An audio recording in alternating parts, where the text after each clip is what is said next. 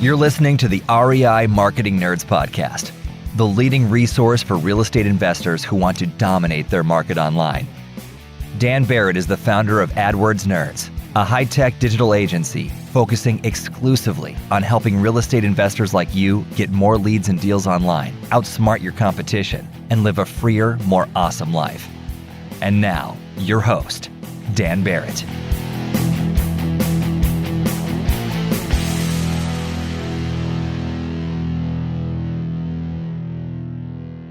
All right. Hello, everyone, and welcome to this week's episode of the REI Marketing Nerds Podcast. As always, this is Daniel Barrett here from AdWordsNerds.com. And if you need help finding more leads and deals for your real estate investing business online, you know where to go. That's AdWordsNerds.com. You can go there, talk to our team. We would love to speak with you. So this week, I have such a cool interview with you, and a little bit different from my usual focus. This week, we are talking to Zack Boothe, who is here from Driving for Dollars Mastery. That's right. This week, we are talking about driving for dollars. This is the most offline type of marketing I think you could actually do. But Zack's story is absolutely fascinating. He went from a successful window cleaning business to having a viral YouTube window cleaning video, to then getting into real estate investing and building a massively successful real estate investing business off the back of driving for dollars. And Zack has since transitioned. He's still investing today, but he's also coaching people, walking through his process, and he is very forthcoming. Like you'll hear in this video, I ask him like a basic question about how driving for dollars works. And he basically gives us the step-by-step process he uses to source leads and deals. Now, look, I am an online marketer. I love online marketing. I believe in online marketing, but I am not an absolutist. I believe whatever works for your real estate investing business is what you should do. And Zack gave me a really fascinating look into the world of driving for dollars. He's got an incredible mind for business. He has an infectious level of enthusiasm, and he's a great interview. So I am super excited for you to hear this interview with Zack Boothe from Driving for Dollars Mastery. Let's get straight to it. All right, this is Daniel Barrett, and I'm here with Zack Boothe from Driving for Dollars Mastery. Zack, welcome to the show, man. Super happy to have you here. Thanks for having me, man. It's good. Usually what I'll do is I'm going to start with your backstory, and I do want to start there because I feel like it's important to give context. There's so much stuff I want to cover, especially some of the stuff you've been doing on YouTube, which I think is really fascinating. And I'm going to throw the link out there right in the beginning of the episode so people can just put this in your brain. We're going to come back to this. This is dfdmastery.com. So like driving for dollars, dfdmastery.com/40 in 40. Those are the numbers, 40 in 40. We're going to come back to that. That's going to be in the show notes and everything. I want to throw that out there so people have that in their brain. But before we get there, let's start with you, man. Tell me, for folks that don't know you, don't know Driving for Dollars Mastery, don't know your coaching, your real estate, give us a little bit of context on who you are and what you do inside the context of real estate investing. Yeah. So what I do currently as an investor, my main core business is essentially a wholesaling operation, right? So I'm in the business of marketing and finding investor opportunities. And that's in small multifamily to single family homes is what I focus on. I find properties at fat discounts. The majority of my deals, we're finding 4 to 6 deals a month. My average deal size is about $42,000. And that's a accumulation of what my flip profits and my wholesale profits, but that's about how much I make per deal.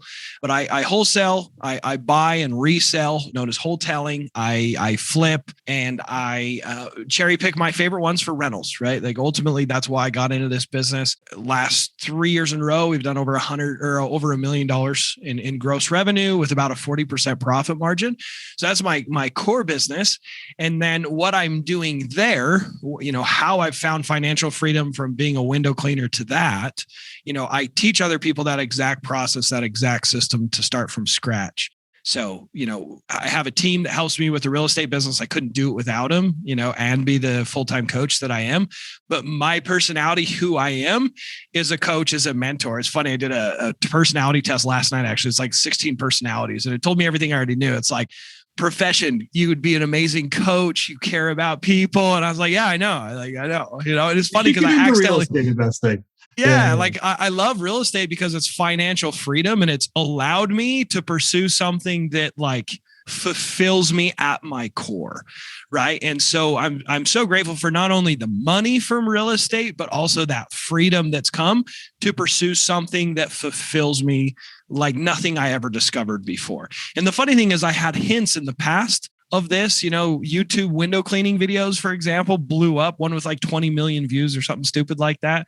I never knew that I had this like gift of teaching and coaching and helping, and I kind of discovered it accidentally. So it's been a fun journey professionally, for sure. Let's touch on the window cleaning thing, because this is like one of the things in your background that's like really unique. You essentially had this like sort of viral video hit on window cleaning, which is really fascinating. So take us back, like storyline wise, to that point in your life. What were you doing? And then what was the transition from that into getting into real estate? Like, how did you even know that real estate investing was a thing that you could potentially do? Yeah. Well, it helped that I hated window cleaning. So I got me.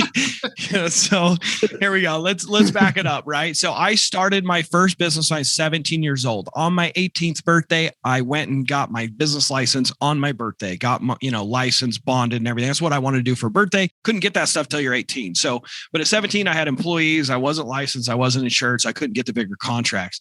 The reason I was so motivated at 17 is my dad said, you get $200 a year for clothing. We'll buy your food and housing. The rest is on you. Wouldn't co-sign a loan for a truck, nothing at 16 years old. Love my dad, taught me to work. He grew up really rough situation. He fell very far from the tree, very dedicated, very perfectionist, worked at the same job since he's 19. He's like 62 now. He's found financial success, but he demanded that I was a man. He demanded that I took ownership of my life, and there wasn't a lot of silver spoon feeding, for sure. And so, from the time I was 11, I worked in the family lawn mowing business. At 15, I left that and started doing finished carpentry and framing houses, worked in Nova Scotia, Canada for a summer. And then I got cut off financially. And he's like, you're a man. This is like when you were turning 18. Is that like what the trigger was, or? No, 16. I could drive. He's like, you're a man now. I took care of myself at 14. You can take care of yourself at 16. So I was like, okay, that sucks.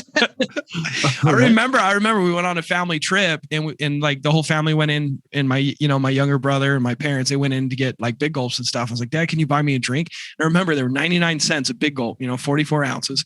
And he's like, nope, you're on your own. Oh, I'm like, oh my gosh. And I remember I didn't buy that 44 ounce drink for $1.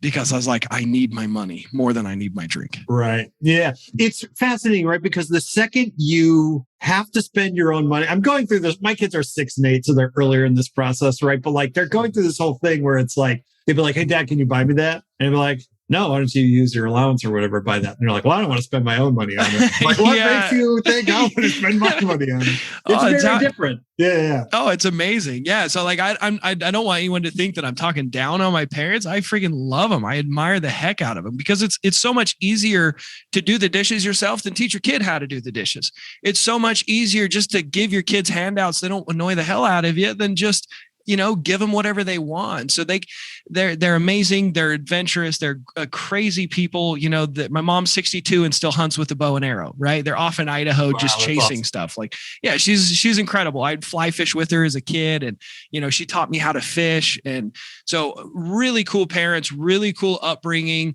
But it wasn't easy, right? There was a lot of expectations. There was some confrontation because of how strict my parents were. But so I had to figure out a way to quit trading time for money. I went to Nova Scotia, Canada. I worked 80-hour work weeks for a summer, came home and bought my truck cash because he wouldn't co-sign a loan. And bought this old Nissan 95 Nissan pickup, 2-wheel drive, and threw a ladder over the top, put a towel over the hood, and got a ladder, and I started washing windows. I had no idea how. I just had to find something. And when I was at that place up in Canada, we took care of this really nice beach home. and they had us do all the general maintenance. So I washed the windows. I was like, man, this is kind of actually way harder than I thought it would be. I bet people would pay money for this. So I went home and opened the yellow pages to see if there's window cleaning companies. This is back before YouTube University, right? So I opened up the yellow pages, and I found some window cleaning companies, and I called them. I was like, "Hey, my dad needs a bid for window cleaning." My dad would never pay for that kind of stuff. He would tell his sons to do it. But you don't know your dad. That's how you pull this off. But I called him. I was like, "Hey, my dad needs a bid for window cleaning. I was helping him out. Can you come give me a bid?" And then I met with the guy, talked to him, asked him questions, and learned how to bid. And then I went door to door from my parents' house because I couldn't even afford gas at the time. I was down to like my last $40 to buy the window cleaning equipment and everything else. And I had gas and insurance payments coming up. School was starting soon. Anyways, I went to work and built this window cleaning business. And in about a decade, I took a couple of years off in those 10 years, but I grew that business for about 10 years, 2 years off to serve a Christian mission in Brazil, learned Portuguese and served, which was an incredible experience. Met my wife, fell in love with Brazilian culture, and really expounded on like my perspective and understanding of the world. It was really, really a good experience. But I grew that business for 10 years, man, minus the 2. But yeah, that's kind of how it started. And I created, you asked about the viral YouTube videos on window cleaning that I did. Well, I had so much high turnover. No one aspired to be a window cleaner. Maybe 2 years max I'd get out of someone. Most times like 6 months average. I was sick and tired of showing people how to clean windows efficiently and effectively, right? When I washed, I could make over $100 an hour. 10 years ago, that was quite a bit of money, right? Just because you had a process that was efficient, you could get through more windows. Yeah. I was very, very fast. And, I often would make $700-800 in a day by myself washing. Right. And anyway, so I was teaching these people this, but they, all these different complex movements and, scrubber in one hand, squeegee in the other, right. Just going crazy on the windows. And so I did a bunch of tutorial videos on like, hey, these are the techniques. This is what you do. This is how you do it. And I created like 6 or 7 videos, and one of them just blew up. It has like 20,000 comments, and it became like the window cleaning tutorial video. Like and a lot of it was just timing. There was no fancy editing or anything, but it was kind of the first time it showed me that I was really good at showing and teaching and explaining and encouraging people. Right. And so I actually bought that window cleaning YouTube channel back after I sold the window cleaning business because I wanted that.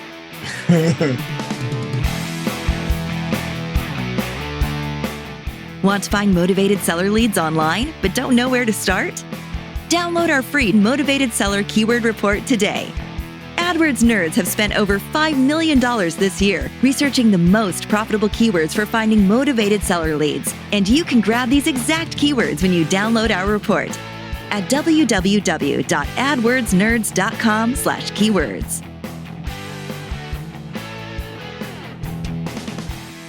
So you've got this business. It's obviously doing well, right? It's growing. You understand it. You've been doing it for a decade, basically since you were 17, right?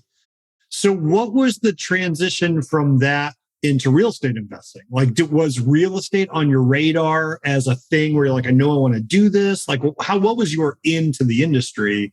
Because I think a lot of people would say, well, obviously the business acumen transfers, but there's not a lot of like, at least it doesn't seem like it, like knowledge transfer in the sense of like, well, I know how to do comp, or I know, what's a good deal, bad deal. So what was that transition like for you?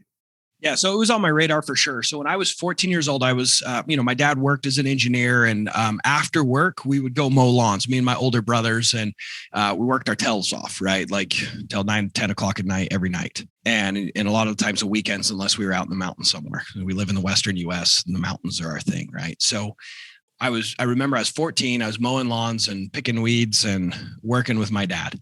And I remember seeing these giant mansions, and I remember asking my dad, like, why doesn't someone mow our lawn? Like, why is their life so different than ours? How much money do these people make? And I had all these questions about money and like their status and the things they had and what they look like. They obviously went to the gym. We didn't go to the gym. We're all, rednecks from, my grandfather had one tooth and a gun to his name when he died, like it was just a whole different world. And I didn't understand it. And he said, oh, son, I don't know. Ask my rich friend, Clint. I'm like, Clint's not rich. He drives a beat up old truck. He's like, no, he's rich. He's just cheap. And so I went to Clint. The two are probably connected in some way. Oh yeah. Maybe there's something to that, guys. Maybe there is, Yeah. He's freaking, I love Clint too. So I go to Clint and I say, Clint, and I found out he had apartments and now he has over 100 apartments. He's doing big deals. Like he's a machine, he doesn't drive a beat up truck now. Right. He has horses and this beautiful place and he's done very well for himself, over the years. But I asked him, I said, how do you get rich? How do you make money? And he gave me Rich Dad, Poor Dad as a gift. So fantastic book on real estate and investing and managing your own money. It's a great book. Tells a fun story and it opened up my eyes as a kid. So in 2012, when I was in my early 20s after my mission, I was going to buy a duplex. I was going to live in one side and rent the other, known as house hacking now. I didn't know that. I thought I came up with the idea. I'm an idiot. And so I'm like, this is what we're going to do. I met my wife on my mission and we were engaged. And shortly after we got married, we bought this little duplex, lived in one side, rented the other. And I was like, this is perfect. My payment's $450. My one side rents for $750. I'm like, this is amazing. Like, let's just keep doing this. I swung the hammer, remodeled it myself. And then I hit all these barriers. Now they wanted 25% down. My debt to income ratio. I didn't have a lot of history on my credit. I always bought everything with cash because my dad wouldn't co-sign a loan. Right. So I just had all these obstacles that kept me from getting started. So, from 2012 till 2017, when I made it a full-time gig and completely walked away from window cleaning, I became obsessed with it. Podcasts, books, mentors. I invested so much. We were so frugal. I remember fighting with my wife over a $10 DVD player. I mean, like cats and dogs fighting about it, so it was something that I dedicated a lot of years to really understanding. I had tried flipping one. It was a mistake and made, lost like $5,000. And then I bought a couple more rentals, but it was such a struggle to do it. And I finally discovered something that really changed my life. And it's the concept that you can find a discounted opportunity and pass it on for a finder's fee.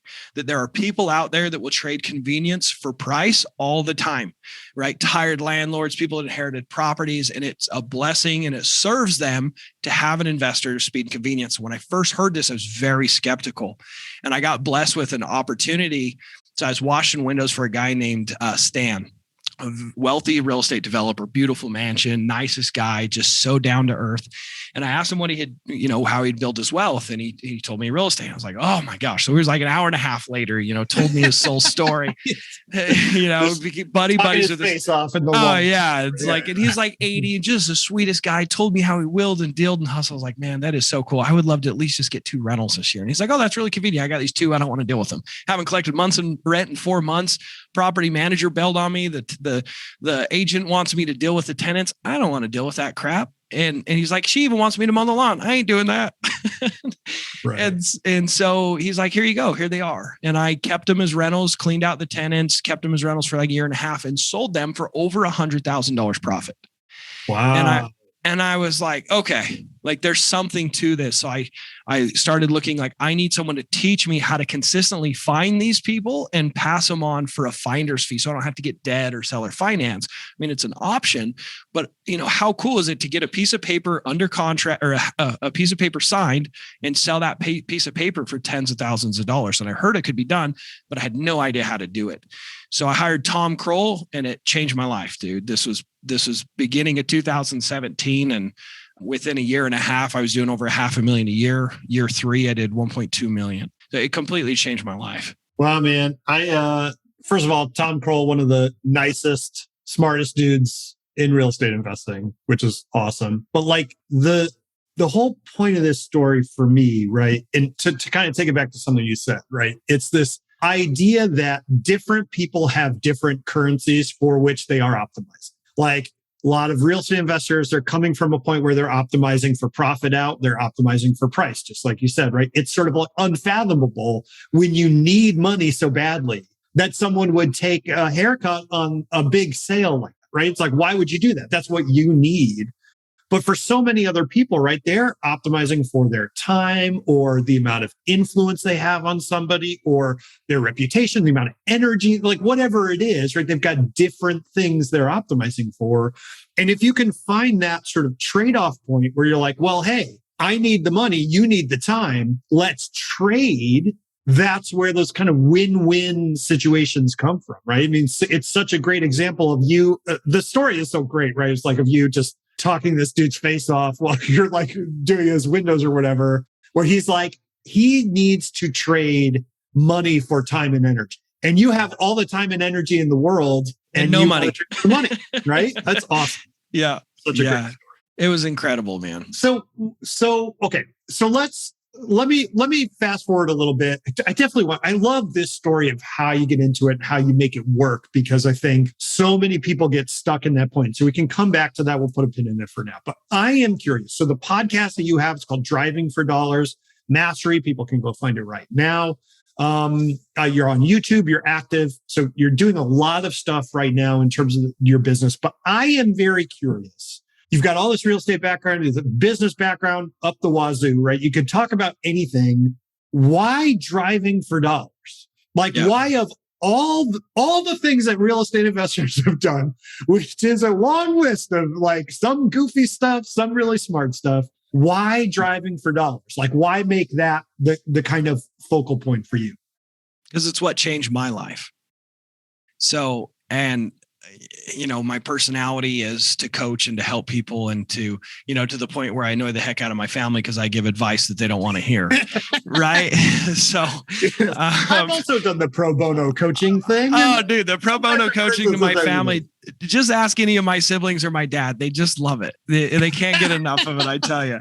I'll write that down. We will, we'll make sure our fact checkers will check that up. Yeah. I just need to start sending them invoices. It'll make them happier. Anyways, the first like 8 months of doing real estate wholesaling, I had not even done a wholesale deal, but I was so sick of it. And I had hired Tom Kroll, and I was so confident in the process. I had, I had that $100,000 deal purchased. I had the tenants. I had a lot of equity. I had some buffer. I had some comfort, but I had confidence. I had belief. So I went to my business partner that had bought into the window cleaning business a few years before. And I said, hey, it was on my birthday, March 2nd, 2017. I said, hey, I quit.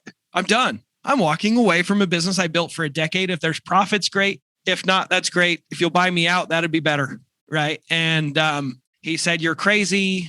You're going to go hungry. It's a scam. You're not going to be successful. Right. And he told me the same thing about window cleaning when I was 17. And yet he bought into my business. Okay. So anyways, going back to all right, just put a pin in that advice. Yeah. Thank you. Yeah. We'll put a pin in that. We'll come back to it. So anyways, I went for it. I burned the bridges, I burned the boats, jumped on the beach, and I went for it. And, that was March 2nd. I closed my very first wholesale deal, 2017 17th of April, 2017. So like a month later, I made $10,000 on my first deal. It's definitely still in the red. I mean, the coaching was $9,000 plus the marketing. And by the end of the year, I did about $113,000, spent less than $10,000 in marketing. So I'm already in the first 8 months made more money than I'd ever made in a 12-month period working 80-hour work weeks. I was still working that kind of hours, but I was working on something that was mine and something that I believed in, that I could cherry pick rentals and build wealth, right? Well, then beginning in 2018, January and February, I didn't close a single deal. And I was like, oh crap, what do I do? Right. So the way I had found my deals before was through lists that I was getting from the city. So I was trying to find people that wanted speed and convenience over price, tired landlords, inherited property. So I was pulling the eviction list. I was pulling the probate list, divorce list, code violation list, and reaching out to them. And deals were just drying up.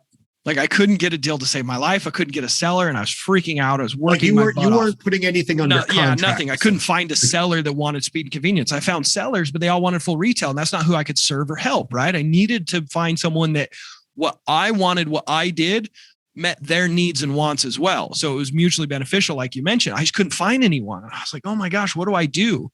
So again, I'm an idiot. I thought I came up with the idea, but it's been around forever. I thought I invented driving for dollars. How silly is that, right? It's been around forever. So what happened?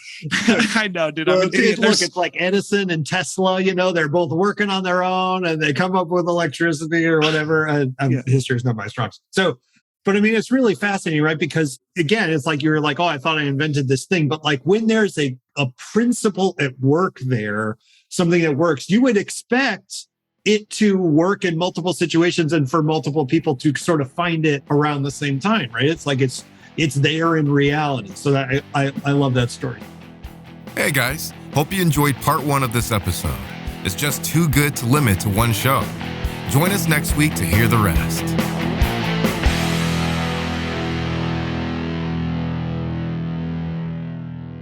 This is thepodcastfactory.com.